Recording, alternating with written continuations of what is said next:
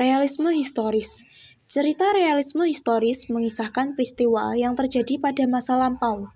Hal itu menentukan latar yang juga harus bersetting pada masa lampau, lengkap dengan konsekuensi faktual logisnya.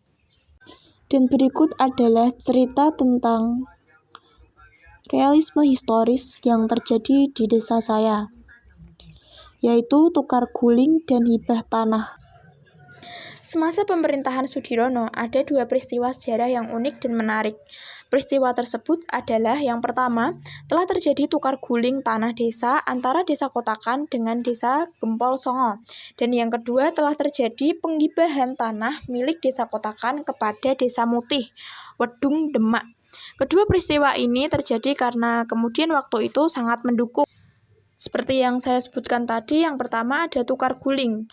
Lurah Sudirono dan Lurah Kromo dari Gempol Songo ialah kerabat dekat, atau dari sisi istri Lurah Kromo. Istri Lurah Kromo merupakan anak kedua dari Nyi Sapiah atau kakak kandung dari Sudirono, di mana status Sudirono adalah sebagai paman dari Lurah Kromo. Gempol Songo punya tanah atau hasil babat hutan di Blok Keramat, di mana posisinya berada di selatan Larik Desa atau Kidul Larik. Tanah ini mempunyai luas 18 hektar. Tanah desa ini dikelilingi oleh tanah milik desa Kotakan. Oleh Lurah Kromo dijadikan tanah perancangan. Jarak desa Gempol Songo dengan tanah tersebut dipisahkan dengan wilayah desa Kotakan sejauh kurang lebih 2 km. Desa Gempol Songo di ujung utara dan tanahnya di ujung selatan. Rakyat Gempol Songo merasa kesulitan untuk menggarap tanah tersebut karena letaknya jauh di sebelah barat atau persil 16 dan 17, dan di sebelah timur atau persil 19, 20, dan 21. Adalah tanah dikelilingi oleh tanah desa Kotakan. Sementara di utara ada larik atau saluran air cukup besar. Sementara bagi warga Kotakan, tanah tersebut merupakan tanah produktif sentral pertanian yang menjanjikan. Maka terjadilah kesepakatan yang saling menguntungkan antara kedua belah desa. Oleh karena itu, diadakanlah tukar guling tanah. Tanah hak milik warga Gempol Songo yang seluas 8 hektar di Kidul Larik menjadi bagian wilayah dan hak milik desa Kotakan. Sebagai gantinya, warga Gempol Songo mendapatkan tanah sawah di samping timur desa Gempol Songo yang sebelumnya adalah milik desa Kotakan dengan luas yang sama. Yang kedua ada hibah tanah ke desa Mutih Wedung Demak. Kejadian menarik yang kedua adalah terjadinya hibah tanah hak milik desa Kotakan yang jauh terpencar hingga ke wilayah pesisir barat Laut Jawa, tepatnya di dekat desa Mutih, kecamatan Wedung Demak.